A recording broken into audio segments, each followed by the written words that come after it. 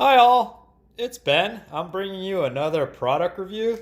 This time it's the PowerBeats Pro. So, Beats was bought out by Apple and they came out with these new wireless headphones. And as I understand, these have like a longer battery life. They're water resistant, sweat resistant. You can adjust each earbud to kind of fit your ears. I'm going to unbox it and then we're going to try pairing it to both my Samsung Galaxy S9 phone as well as an iPhone. And then we'll also install it onto, not install, but link it up to my laptops to make sure they work. Ooh. Oh, look at that. Handsome little case. Yeah. Oh, so you can like charge it with a micro. Is that? No, it's a lightning. Oh, it's an Apple lightning charger. Oh, it's an Apple lightning charger. See if there's anything. Oh, cool. Charging cable. So it's like the Apple ones. The Apple ones with the extra ear inserts. And then here's the different inserts. Yeah, for different size ears because everybody's slightly different. There's a bunch of different things. Ooh, Beats. Here. Cool. All right. And the reveal! Navy. Ooh, navy blue. So, these kind of wrap around your ears so stay more secure. So that's probably pretty good if you're really active. And then supposedly these have a really long battery life. So, the case, kind of like with a regular iPhone AirPods, will charge your phones. Excuse me. The case will charge your earbuds. And you can already tell, like, look at the massive size. But again, with, AirPods, the securing feature isn't as nice. They just kind of dangle from your ears. Yeah. Whereas the Beats, they look pretty handsome, pretty nice. Look like really legit. Kind of cool. The hours for this battery life is supposed to be standalone 9 hours. Yeah, so you get 9 hours out of this. It's pretty good. And the AirPods are, I think they say range 4 to 5. Mine's been dying. It's been like 2 years, so it gets to like 3.5 only now. Pairing the iPhone XR to the Beats. Oh, that is really slick. It just kind of found it on its own.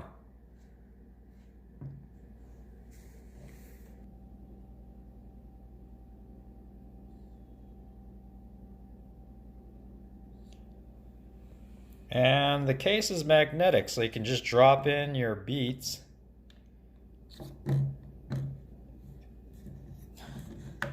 Yeah, I did read reviews. People said it took a while to know which way to put it in. So out of the box, it's already about 70% charged, which is good because I think typically people ship phones and batteries, not necessarily topped out, but at least 70%. So that's kind of cool. Okay, now I have it in. So it does feel a little like tighter, so it's pretty secure. I feel like this part secures it pretty well. And then the earbud kind of goes into your ear. So it does have that feel where it's kind of muffled, where your ears are plugged. And like when an AirPod, it's like light, but it kind of always feels like it's maybe might fall out because it's just hanging there. But I run with it so it doesn't fall out. But it's a very big difference where this feels like plugged in, which is good if you're playing music. And this one's just kind of like, it's more open feeling. So it depends on how you feel. I don't know if like long term, how that's gonna feel. Like it feels like it's more tight in there. So we'll find out. So we've been able to use these Beats from Apple for a good, I don't know, 2 months now. So we have no in and outs of them. So we're gonna kind of give you a brief rundown of it. And Pam, who's used it mostly, will kind of give you a brief rundown of it. Yeah, so this one's actually much better than the AirPods. The battery life, they say this is like 9 hours. I definitely haven't even used it up to 9 hours. I'll go running for like an hour and it'll still come back and it'll be like 80-some%.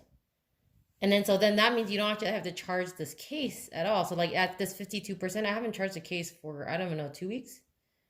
And so because this battery life, I'm not using this battery life up, then this doesn't need to recharge this as often. So I think that's really good.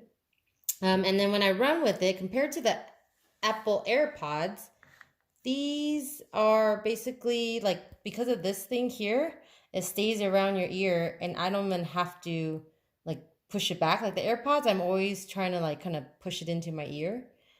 And then these, since they hook on, they just feel fine. There's these for power. You can do volume, higher or lower volume here. And if you wanted to stop or pause it or restart it, there's this button. So people have mentioned that pushing on this button's a little weird because you're pushing it into your ear.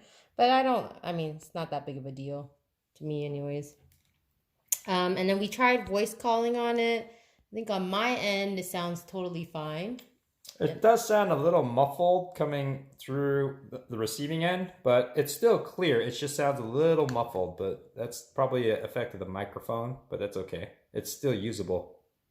Yeah, so basically compared to the AirPod, I had the AirPod first generation. Battery life way better on this. And then for running, it doesn't, like the AirPods stay in my ear, but I can see that it sometimes doesn't stay in other people's ears. Because you just put this in your ear and it just doesn't really hang. Like your ear goes here and this just hangs down. So sometimes I would have to like push this into my ear to make it feel secure. But the only other thing, I guess, this one, it's fine. The music, sound, I'm not like the biggest sound person, so I think it's fine. The only thing is these nubbins, they do go in your ear. So if you don't like having that more muffled feeling, it does sometimes kind of have that versus these. And I think like when I first started, it did feel a little weird because when it's muffled and you're running, you almost feel the pounding. Like when your feet's hitting the floor, you kind of feel the pounding a little more because your ears are muffled with this. But like for me, it's kind of gotten over it. It stays much better. Like I kind of still like using both. Like if I want something fast and I'm just walking around the house, I might be using this. And then for running, I definitely do just use this for running now. So that's my review. Cool. So we did sync it up, as you'll see in some footage. We synced it up with my Samsung just to show you if you bought these headphones, you don't need an Apple phone necessarily. And we synced it up to one of my laptops. So it's in the following footage. Anyways, it's not a bad headset if you're in the market for it. It is a little expensive. I got it on sale for $50 off. It's originally for $250. I got it for $200. So compared to the Apple AirPods, now the new Apple AirPod Pros are expensive. I think they're $250 or something. So this also does not have noise canceling. So just FYI. All right, so we were having some trouble syncing up the Samsung Galaxy 9 to the PowerBeats. You did have to hold the button here and reset it so it blinks, and then you can actually connect it to it. Yeah, it has to be blinking. All right, so now it's paired. So I'm playing a YouTube video and I do hear it. So mission success. And I did read something online that there's certain things with Androids that won't work. So like the ear auto detect won't work with Android, which works with Apple stuff. So you could see a list online of those things that won't work. So now I'm going to connect it to my laptop, and when you hit the reset button, this little light blinks again, so it kind of loses its memory of the previous device. So here I'm using my Dell XPS13. So I'm going to turn on the Bluetooth. It's going to start looking. That's my Garmin watch. So I believe it's these headphones. So I'm going to go ahead and connect. Connecting, yeah, Pam's PowerBeats Pro. Cool. So just like that, if you have the PowerBeats Pro from Apple, you can connect it to non-Apple devices. It takes a little longer for it to find it, though. Yeah. You do have to reset it in case it was paired with something else before. So anyways, thanks for watching.